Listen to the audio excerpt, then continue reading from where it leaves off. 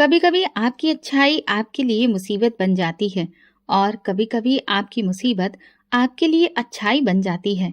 शायद इस बात की समझ आप लोगों को तब आएगी जब आप मेरी पूरी कहानी सुन लेंगे। मुझे आज भी वो दिन याद है जब वो नन्ही सी जान गंदी सी झोपड़ी में जमीन पर पड़ी थी। मुझे नहीं पता था कि मेरे साथ क्या होने वाला है। जब अचानक मुझे अपने पास कुछ महसूस हुआ तो मैं हैरान रह गई। उस वक्त मुझे उस चीज से डर लगा था। पता नहीं उसे चीज कहना ठीक होगा या नहीं, लेकिन मैं बहुत ज्यादा डर गई थी। थोड़ी देर बाद ही मुझे ये पता चला कि मैं इस दुनिया की सबसे खुशकिस्मत औरत बनने वाली हूँ, क्योंकि जैसे ही उसने मेरा मेरा नाम सोनाली है और मेरी कहानी एक आम लड़की की कहानी है जिसने सपने तो बड़े देखे थे, लेकिन किस्मत ने ऐसे रास्ते पर डाल दिया जहाँ सपनों की शुरुआत दुख दर्द से होती हुई निकली। मेरी शादी एक ऐसे आदमी से हुई जो मुझसे 15 साल बड़ा था।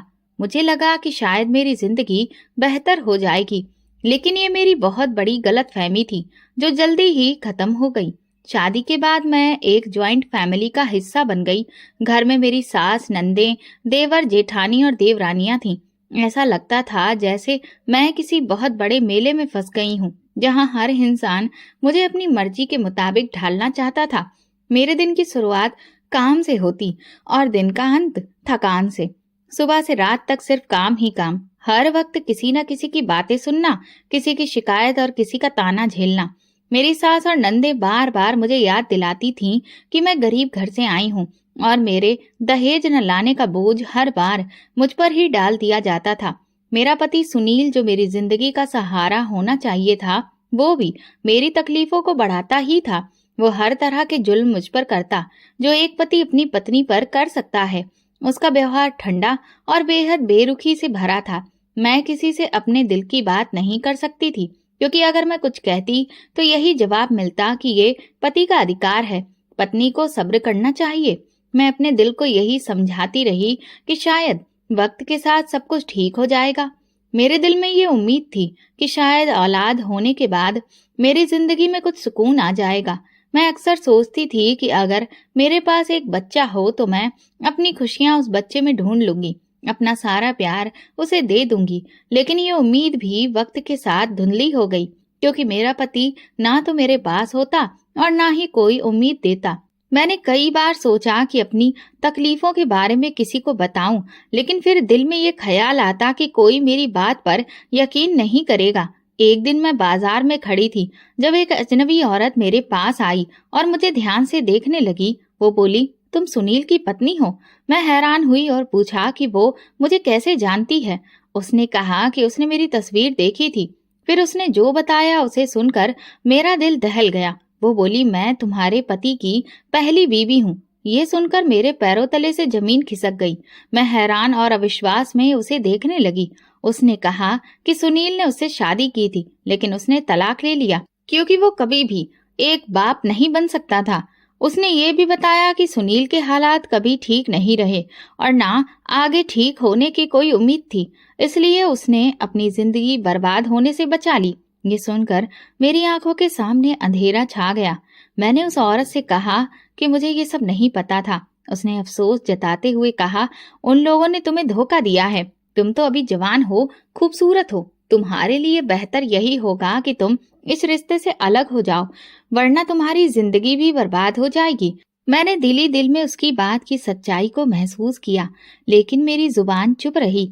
मैंने बस उससे कहा कि वो मेरे मामले में ज्यादा ना बोले। शायद ये मेरी समझदारी थी या फिर कमजोरी, लेकिन मैंने उससे और कुछ नहीं कहा। जब मैं घर वापस आई तो मेरे दिल पर एक बोझ था। मैं सोच रही थी कि उन लोगों ने मुझसे इतना बड़ा झूठ क्यों बोला, मुझे धोखे से इस रिश्ते में क्यों फंसाया गया। क्या मैं इतनी बेवकूफ थी कि अपनी जिंदगी का फैसला झूठ पर कर बैठी? लेकिन मेरे इन सवालों के जवाब अब किसी के भी पास नहीं थे। रात को जब सब सो गए, मैं अकेली बैठकर अपने आंसुओं से दिल का बोझ हल्का करती रही। मैंने सोचा कि अब मुझे क्या करना चाहिए। क्या मैं इस रिश्ते में रहकर अपनी जिंदगी इसी तरह बर्बाद करती रहूं, या फिर अपनी जिंदगी को एक नए सिरे से शुरू करने की हिम्मत करूं? ये वो पल था जब मैंने पहली बार अपने बारे में सोचा शायद ये मेरी जिंदगी का एक नया मोड़ था, लेकिन इस मोड़ पर क्या करना था, ये फैसला अभी बाकी था। मैं अपने माँ बाप की सबसे छोटी बेटी हूँ। हम एक गरीब घराने से बिलोंग करते हैं और मेरे माँ बाप ने मुझे बड़े अरमानों से पाला था। मेरी बड़ी बहन की शादी हो चुकी थी और वो अपने पति के घर में रहती थी। जब मुझे अपने पति की पहली पत्नी के बारे में पता चला और ये भी कि वो कभी बाप नहीं बन सकता, तो मेरी दुनिया अंधेरे में डूब गई। मैंने ये बात अपने माँ बाप को बताने के बारे में सोचा, लेकिन तुरंत ही दिल ने कहा कि वो पहले ही कितनी परेशानियों का सामना कर रहे हैं, उन पर और बोझ डालना ठीक नहीं होगा। इसी सोच के साथ मैंने अपनी बहन से बात करने का फैसला किया। वो बड़ी थी और मुझे लगा कि वो मेरी बात समझेगी और मेरी मदद करेगी। जब मैंने अपनी बहन को ये सब कुछ बताया तो उसने मुझसे एक ऐसी बात कही जिसने मेरे दिल का बोझ और भी ज्यादा बढ़ा दिया था। वो कहने लगी, देखो सोनाली, हम गरीब लोग हैं। तुम जानती हो कि बिना दहेज के तुम्हारी शादी कैसे मुश्किल से हुई थी। ऐसे रिश्ते आसानी से नहीं मिलते। अब अगर तुम इस घर को छोड़कर वापस आ जाओगी तो फिर तुम्हारी दोबारा शादी कौन करवाएगा? खुद सोचो, हमारे माँ बाप पहले ही परेशान हैं और हमारी बाकी बहनें भी बैठी हैं। उनकी शादियों का क्या होगा? मैं हैरत से उसकी बातें सुनती रही। मुझे लगा था कि वो मेरे दर्द को समझेगी, लेकिन वो मेरी तकलीफ को नजरअंदाज करने में लगी रही। वो मुझसे बोली, देखो, कुछ ना कुछ कमी तो होती है, लेकिन इसका मतलब ये नहीं कि घर छोड़ दिया जाए। अगर तुम मुझसे पूछो तो मैं भी खुश नहीं हूँ। मेरे भी बच्चे हैं और वे मुझे इतना तंग करते हैं कि तुम इसकी कल्पना भी नहीं कर सकती। अरे तुम तो किस्मत वाली हो कि तुम्हें बच्चों की परवरिश का कोई झंझट नहीं उठाना पड़ता। तुम अपनी जिंदगी सुकून से गुजार सकती हो। भगवान पर भरोसा रखो और आगे बढ़ो। वक्त के साथ सब कुछ ठीक हो जाएगा। मेरी बहन की बातें मेरे दिल पर बोझ बनकर रह गईं। मैं उसे कुछ ना कह सकी। मुझे लगा कि वो बड़ी है, मेरे हालात को समझेगी, लेकिन उसने मुझे और ज्यादा तोड़ दिया। मैं चुप हो गई, लेकिन मेरे अंदर एक तूफान उठ रहा था। जब मैं वापस अपने घर आई तो दिल में एक अजीब सा खालीपन का एहसास था। मेरे दिल में सवाल उठ रहे थे, क्या मेरी बहन ने सही कहा? या वाकई मुझे हालात के साथ समझौता कर लेना चाहिए? लेकिन जब मैं अपने आसपास देखती तो लगता कि यही हमारी दुनिया की सच्चाई है। मेरे आसपास की औरतें भी तो अपनी जिंदगी गुजार रही थीं, चाहे वे कितनी भी मुश्किलों का सामना क्यों न कर रही हो। मैंने सोचा कि शायद मेरी किस्मत यही है और भगवान मुझे इन कुर्बानियों के लिए तैयार कर देगा। लेकिन वक्त गुजरता गया और हालात बेहतर होने की बजाय और खराब होते चले गए। मेरे पति और ससुराल वाले मेरे खिलाफ एक और बात फैलाने लगे। उन्होंने कहना शुरू कर दिया कि मैं एक बांझ औरत हूँ, मेरे यहाँ औलाद नहीं हो सकती। ये सुनकर मेरा दिल टूट गया। मुझे अच्छी तरह पता था कि समस्या मेरे साथ नहीं, मेरे पति के साथ थी।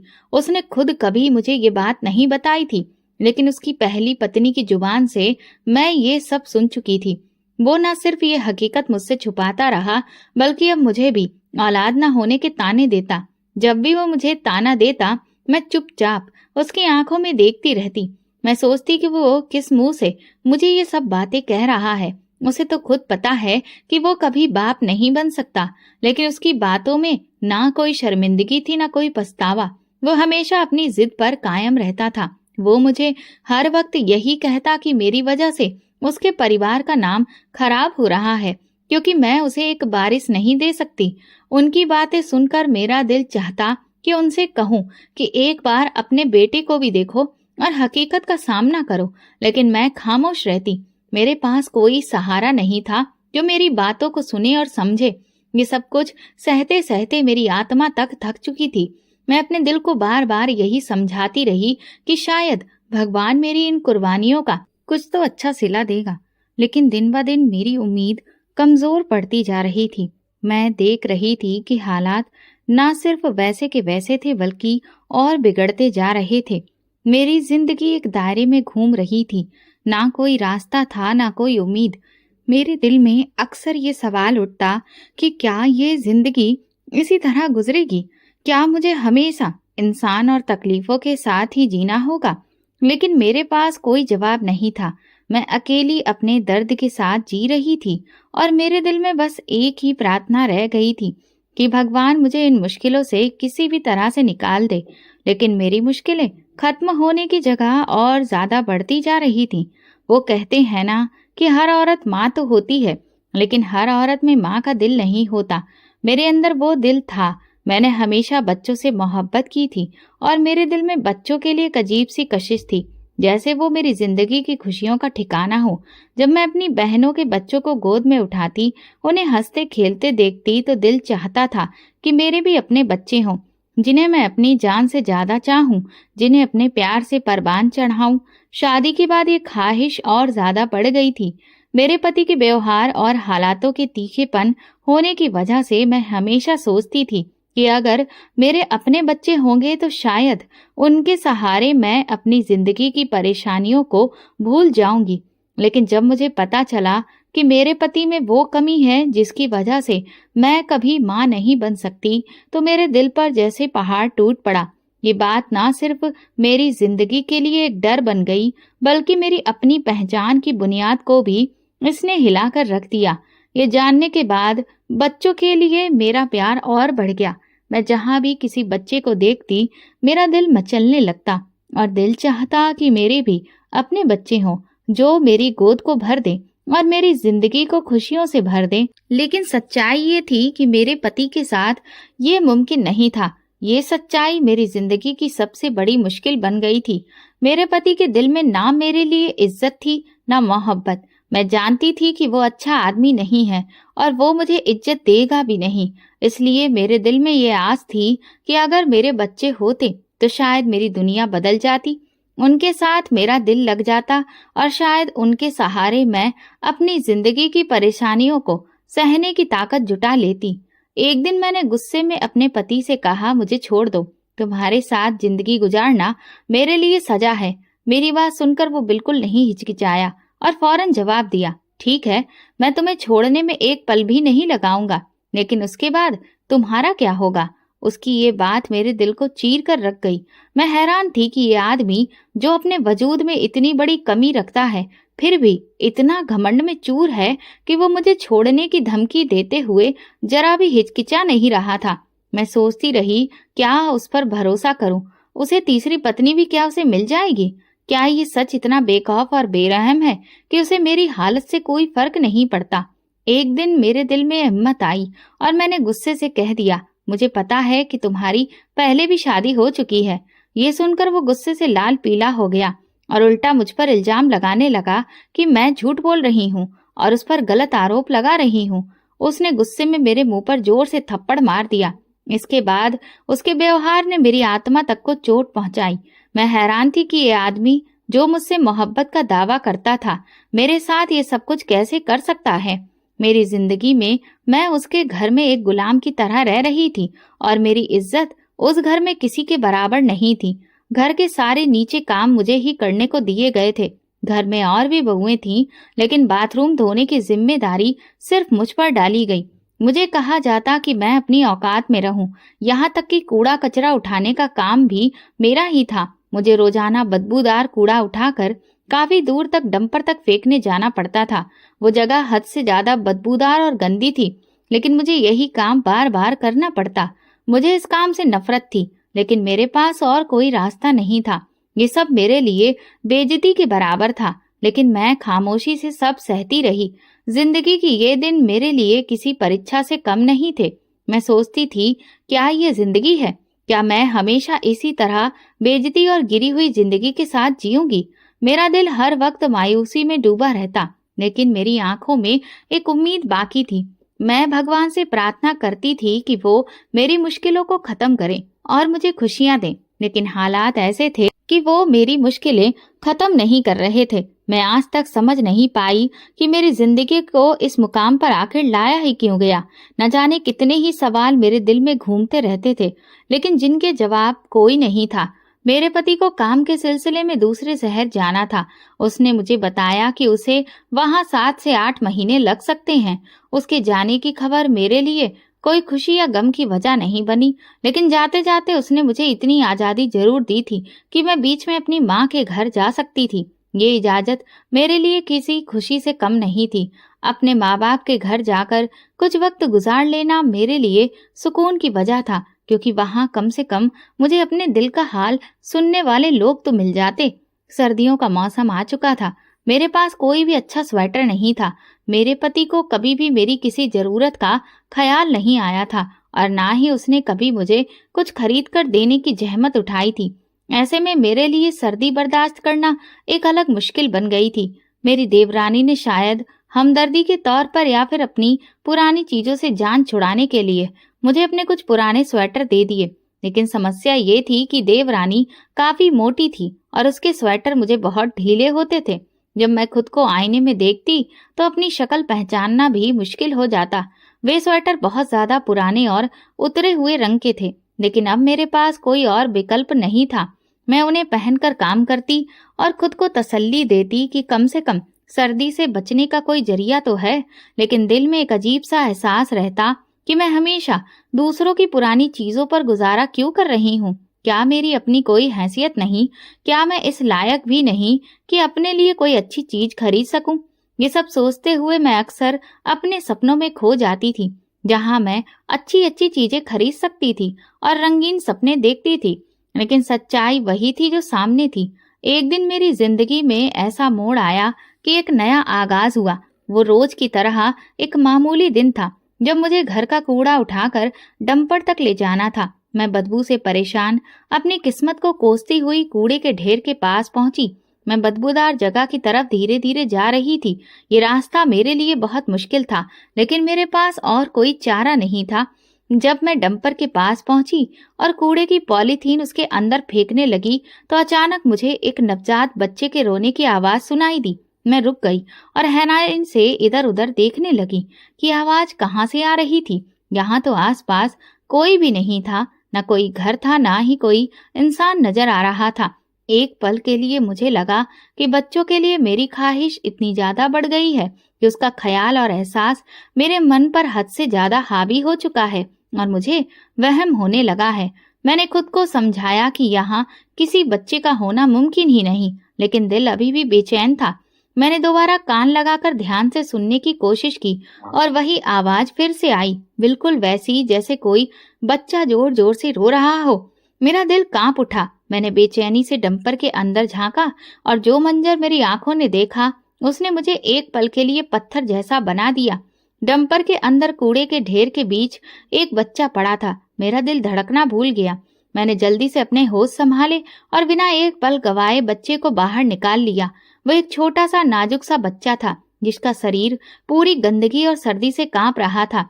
मैंने उसे तुरंत अपने सीने से लगा लिया और मेरे दिल में एक अजीब सा सुकून पैदा हुआ, जैसे कि ये बच्चा मेरे लिए ही वहां आया हो। मैंने बच्चे को अपनी साड़ी के पल्लू में लपेट लिया ताकि उसे सर्दी और लोगों की नजरों से बचा सकूं। फिर मैं जल्दी जल्दी घर की तरफ भागी। मेरे दिल की धड़कन तेज हो रही थी और मन में हजारों सवाल उठ रहे थे। ये बच्चा कौन था? मेरे दिमाग में किसी और बात के लिए कोई ठहराव नहीं था। बस इतना था कि बच्चा मेरे हाथों में था और मैं उसे अपने सीने से लगाए घर में दाखिल हुई। मैंने सोचा भी नहीं था कि इस बात पर घर वाले क्या कहेंगे या उनका रिएक्शन क्या होगा। उन सब बातों से बिल्कुल बेपरवाह मैं बस एक बात पर अटल थी कि अब मैं इस बच्चे को अपने पास रखूंगी, उसे अपनी जिंदगी का सहारा बनाऊंगी और उसके साथ अपने खूबसूरत लम्हे जीऊंगी।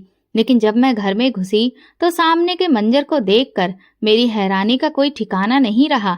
मेरा पति आज ही वापस आ गया था, जो 7-8 महीने से दूसरे शहर में नौकरी कर रहा था। वो लौट आया था और अब हम दोनों का सामना एक अजीब हालात से था। मेरे पति और ससुराल वाले इस बच्चे को देखकर हैरान रह गए। बच्चा बिल्कुल नवजात था। ऐसा लग रहा था जैसे अभी अभी पैदा हुआ हो। सबके चेहरे पर सवालिया निशान थे और उन्होंने तुरंत अपनी कहानी बनाना शुरू कर दी कि शायद ये बच्चा मेरा ही है, क्योंकि वो बच्चा इतना छोटा और कमजोर था। और मेरी हालत भी कुछ अजीब सी हो गई थी। मेरी हालत देखकर उन्होंने ये नतीजा निकाल लिया कि ये बच्चा मेरी ही कोख से निकला है। मेरे लिए सब कुछ बहुत मुश्किल था। जब मैंने कहा कि बच्चा मेरा नहीं है और तुम लोग पागल हो गए हो क्या, मैंने तो इसे कहीं से उठाया है। इस पर मेरी सास मुझ पर बरस पड़ी। उनकी आवाज में गुस्सा और हैरानी थी। वे ना सिर्फ मुझसे इस तरह की बातें कर रही थीं, बल्कि पूरे यकीन के साथ कह रही थीं कि उनके मन में इस बात का पहले ही शक था कि ये बच्चा जरूर मेरा ही है। मेरे इनकार करने पर उन्होंने कहा कि मैं झूठ बोल रही हूँ।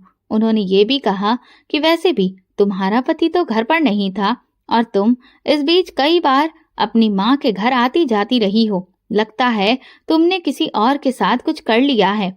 फिर उन्होंने मेरे सर्दियों में पहने जाने वाले लंबे, खुले और ढीले स्वेटरों पर भी सवाल उठाना शुरू कर दिया।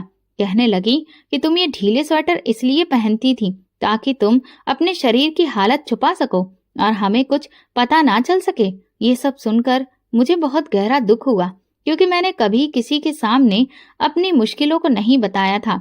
वे लोग सिर्फ अपने अंदाज से मेरे हालात को समझ रहे थे, लेकिन उन्होंने कभी ये समझने की कोशिश नहीं की कि मैं खुद कितनी ज्यादा परेशान थी।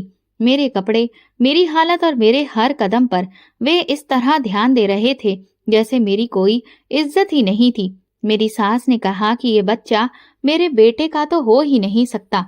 इसका मतलब ये है कि बच्चा किसी और का है और मेरा अपना है, जिसे मैंने खुद पैदा किया है। उनका ये इल्जाम मेरे लिए कांटे जैसा चुभ गया।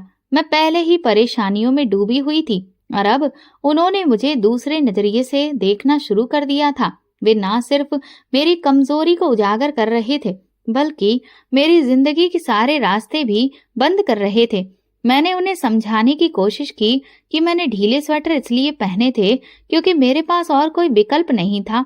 मेरे पास नए स्वेटर खरीदने के पैसे नहीं थे और सर्दी से बचने के लिए मेरे पास बस यही सबसे आसान तरीका था। लेकिन उन्होंने मेरी इस मजबूरी को भी मेरा गुनाह बना दिया।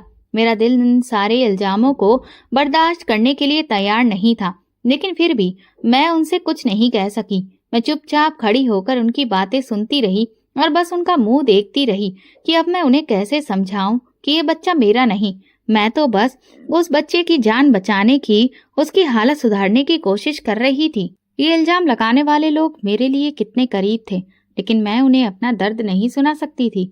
इन सारे इल्जामों के उलझे हुए माहौल में मुझे ऐसा लगा कि इस घर में मैं अपनी हैसियत कभी भी नहीं पा सकूंगी। न चाहे जितनी भी कोशिश कर लूं, लेकिन कुछ ना कुछ किसी नए इल्जाम की सूरत में मुझ पर सवाल उठा ही दिए जाते थे। ये बच्चा जो मेरे लिए बहुत कीमती हिस्सा बन चुका था, वो भी मेरी सास और ससुराल वालों के इल्जामों का शिकार बन चुका था। जब मैंने कहा कि ये बच्चा मुझे डंपर के पास मिला है, तो ससुराल वालों का रवैया देखकर मेरी दुनिया हिल गई। उन्होंने तुरंत कहा कि अगर ऐसा है तो इस बच्चे को अभी वापस वहीं छोड़ कर आओ। हम किसी और का बच्चा क्यों पालेंगे? पता नहीं ये किसका बच्चा है और कहाँ से आया है। उनकी बातें तेज चाकू की तरह मेरे दिल में चुभती चली गईं। मैं सिर्फ ये सोच रही थी कि ये लोग मुझसे ऐसा क्यों कह रहे हैं। मैं तो इस बच्चे को एक बेगुनाह के दर्द से बचाने के लिए अपने सीने से लगाकर लाई थी, लेकिन वे लोग ऐसे बर्ताव कर रहे थे जैसे मैंने कोई बहुत बड़ी गलती कर दी हो। वे कहने लगे कि अगर तुमने इसे यहाँ रखा तो ये तुम्हारी मुसीबत होगी, लेकिन हम इसे अपने घर में नहीं रखेंगे। ये सब सुनकर मैं टूट गई। ये वो लोग थे जो कभी मेरी मुश्किलों में मेरे साथ नहीं खड़े हुए, और अब जो कुछ भी मैं कर रही थी वो भी उनकी नजरों में गलत था। लेकिन मैंने अपने दिल में फैसला कर लिया था कि मैं इस बच्चे को वापस नहीं छोड़ूंगी, क्योंकि वो बेकसूर था और मैं ऐसी इंसान नहीं थी कि किसी मासूम बच्चे को यूं ही ठोकरें खाने के लिए छोड़ दूं। मेरे दिल में सिर्फ एक ख्याल था कि ये बच्चा मेरी मदद का मोहताज है और मुझे इसकी सुरक्षा करनी है। मेरे ससुराल वालों ने मेरे अंदर की तड़प और मोहब्बत को नजरअंदाज करते हुए मेरी इज्जत को कुचलने की कोशिश की। उनका गुस्सा और इल्जाम बढ़ते चले गए, जैसे मैंने कोई बहुत बड़ा जुर्म कर दिया हो। लेकिन मैं जानती थी कि बड़ों की गलतियों का कोई रिश्ता बच्चों से नहीं होता। बच्चे मासूम होते हैं। इस बच्चे का कोई कसूर नहीं था। फिर भी उन लोगों ने मुझे इतने बड़े इल्जामों का निशाना बनाया कि मैं भीतर से कांप रही थी। मैंने उन लोगों की बातें सहते हुए कहा कि मैं इस बच्चे को वापस नहीं छोड़ूंगी। ये मेरी जिम्मेदारी है और मैं इसे निभाऊंगी। इसके बाद मैंने हिम्मत करके और दिल की गहराई से एक और बात कही कि मेरे पति से तो बच्चा कभी हो ही नहीं सकता, क्योंकि वो नपुंसक है। तो फिर मैं क्यों इस बच्चे को वापस करूं? ये बच्चा मैं पालूंगी। ये बात सुनकर मेरी सास की आंखों में गुस्सा भर गया और उन्होंने मुझसे कहा कि तुम इस घर से अब निकल जाओ, फौरन दफा हो जाओ। मेरी सास के शब्द मेरे दिल पर उस वक्त जैसे तूफान बनकर गुजरे।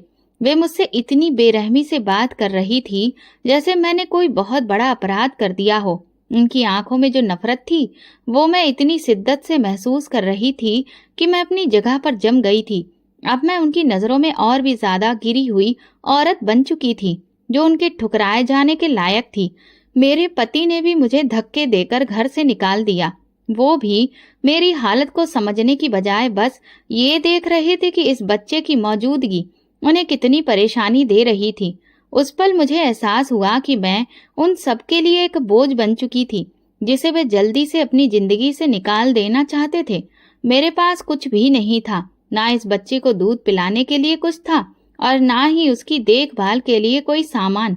बस एक दुपट्टा था जिसमें मैंने इस बच्चे को लपेट रखा था।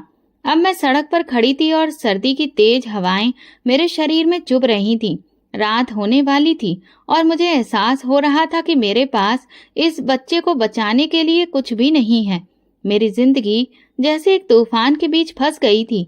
घर वापस जाना भी मेरे लिए मुमकिन नहीं था, क्योंकि वहां भी मुझे बस इल्जाम ही मिलते। अपने लोगों की बातों को सुनना इंसान के लिए बहुत तकलीफदेह होता है, लेकिन जब ये बातें अपने ही घर वालों से सुननी पड़े तो दिल टूट जाता है। इंसान परायों के ताने तो सह लेता है, पर अपनों के ताने दिल को चीर जाते हैं। मेरी आंखों में आंसू थे, लेकिन जुबान खामोश थी, क्योंकि मैं अब कुछ भी कहने के काबिल नहीं रही थी। मेरी तकलीफ और दिल की बेचैनी को समझने वाला कोई नहीं था। मैं जानती थी कि इस बच्चे का कोई कसूर नहीं था। उस वक्त मैं बस यही सोच रही थी कि अब जिंदगी के इस मोड़ पर मुझे और क्या करना चाहिए।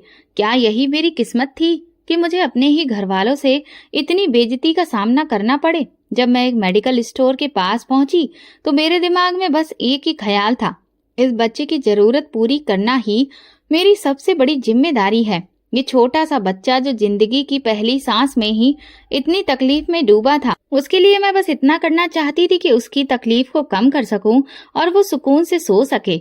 मैंने उसे अपने स्वेटर में जगह देकर ठंड से बचाने की कोशिश की।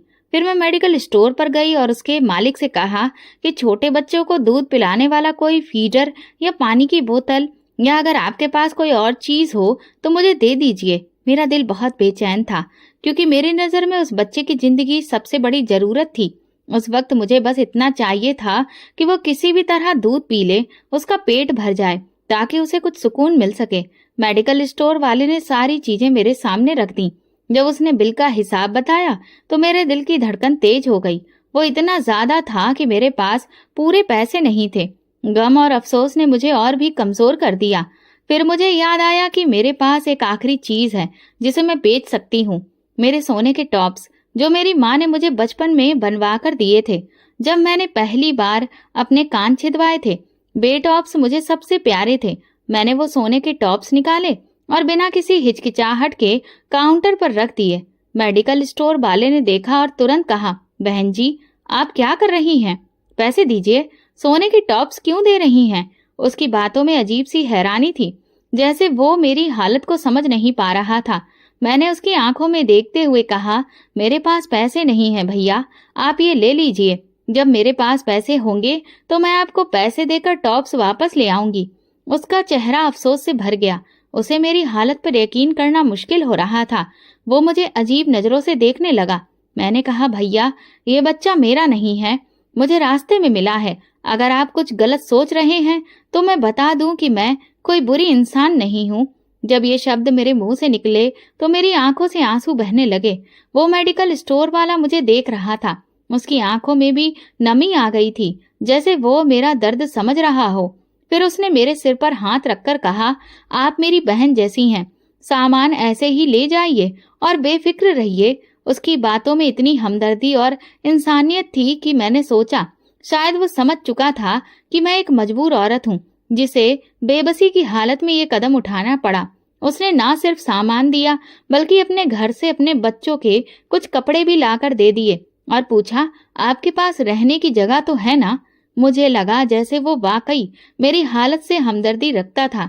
उस पल मेरे दिमाग में एक ख्याल आया कि मैं उसे अपनी पूरी कहानी बता दूं कि मैं कहाँ जा रही हूँ, क्यों सड़क पर हूँ और क्यों अपने ही घर से निकाली गई हूँ। लेकिन फिर मुझे एहसास हुआ कि किसी अजनबी के एहसान को इतनी जल्दी अपनाना ठीक नहीं होता। मैं जानती थी कि मेरे पास उस वक्त कोई और रास्ता नहीं था। अगर मैं उसका एहसान लेती तो शायद वो मुझ पर और भी तरस खाकर मदद करता। लेकिन मैंने दिल में फैसला किया कि मैं उसका एहसान नहीं लूंगी। मैंने कहा, भैया मैं खुद संभाल लूंगी। उसने कहा, ठीक है। मैंने उसे धन्यवाद कहा और आगे बढ़ गई। मैंने बच्चे को कपड़े पहनाए, फिर फीडर में थोड़ा सा दूध और पानी मिलाकर उसे दूध पिलाया। वो बच्चा बहुत कमजोर था। जब उसका पेट भर गया तो वो सुकून से सो गया। उसे सोते देख मुझे भी थोड़ा सुकून महसूस हुआ, मगर अपनी हालत के बारे में सोचकर मेरा दिल भर आया। मैं इस बच्चे को पालते हुए खुद को इस एहसास में डूबी हुई महसूस कर रही थी कि मेरी जिंदगी मुझे ये कहाँ ले आई थी।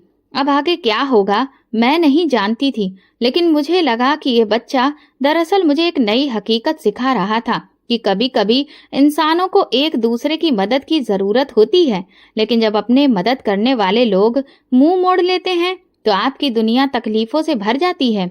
मैंने इस बच्चे को अपना लिया था। उसकी मौजूदगी ने मेरे अंदर एक नया जज्बा जगा दिया था कि मैं इस बच्चे के लिए किसी भी हद तक जा सकती हूँ।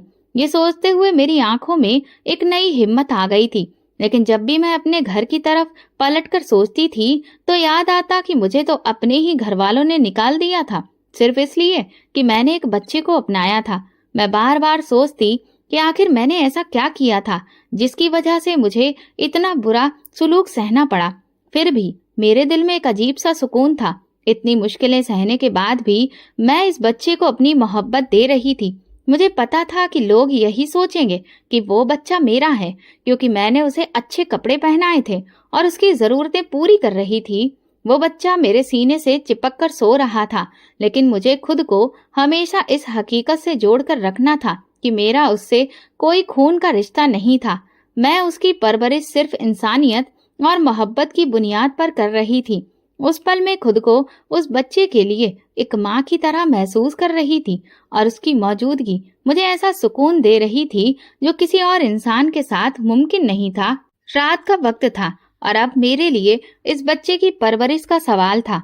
लेकिन मैं ये सोचकर परेशान थी कि रात कहाँ गुजारूंगी, कुछ समझ नहीं आ रहा था।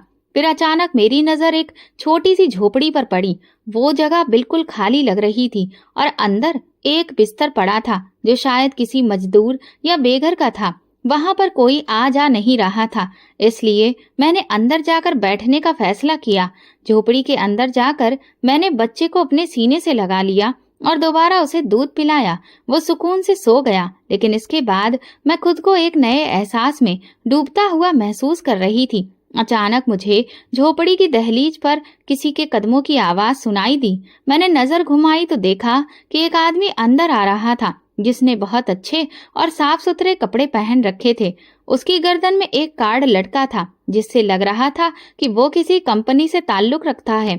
उसने मेरी तरफ देखकर कहा, आप यहाँ क्या कर रही हैं? कौन हैं आप? मैंने डरते हुए जवाब दिया, आप कौन हैं? तो उसने कहा, ये झोपड़ी एक बूढ़े आदमी की थी, लेकिन अभी अभी हमने उसकी मदद कर उसे केंद्र में छोड़ दिया है। आप यहाँ क्या कर रही हैं? क्या आपको भी मदद की जरूरत है?